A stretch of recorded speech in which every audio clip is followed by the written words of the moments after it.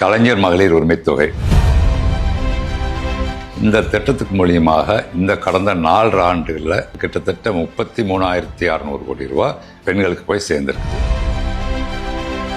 இது எந்த அளவுக்கு பலர் ஒவ்வொருத்தர் குடும்பத்துக்கும் ஒவ்வொரு விதத்தில் உபயோகமா, வீட்டு பொருள் வாங்குறதுக்கு உபயோகிக்கலாம், குழந்தைங்களுக்கு ஏதாவது வாங்கி கொடுக்கலாம், இல்லை படிப்புக்கு செலவுக்கு நோட் புக் வாங்கி கொடுக்கலாம், மருத்துவ செலவாக இருக்கலாம். ஒவ்வொரு வருமானத்தில் இருக்கக்கூடிய வரம்பு இருக்கிறவங்களுக்கு ஒவ்வொரு விதத்தில் அது உபயோகமாகுது. இது வரைக்கும் நீங்கள் என்ன செய்கிறீங்க அப்படின்னு இல்லைங்க, நான் வீட்டில் சும்மா தான் இருக்கிறேங்க அப்படின்னு சொல்லுவாங்க. ஆனால் அந்த வீட்டில் அவங்க சும்மா அந்த வீட்டை பார்த்துக்கிறதுங்கிறது எவ்வளோ பெரிய பொறுப்பு. அந்த பொறுப்புக்கு எனக்கு ஒரு மு.க. ஸ்டாலினோட அரசாங்கம் எனக்கு அந்த தொகையை கொடுக்குன்னு தான் அவங்க நினைக்கிறாங்க. மக்களுக்கு லேடிஸ்க்கு உதவி பண்ற இந்த 1000 ரூபாய் எல்லாத்துக்கும் உதவியா இருக்குது. இது வரைக்கும் 1000 ரூபா கொடுத்துட்டு இருந்தார் மாசம்.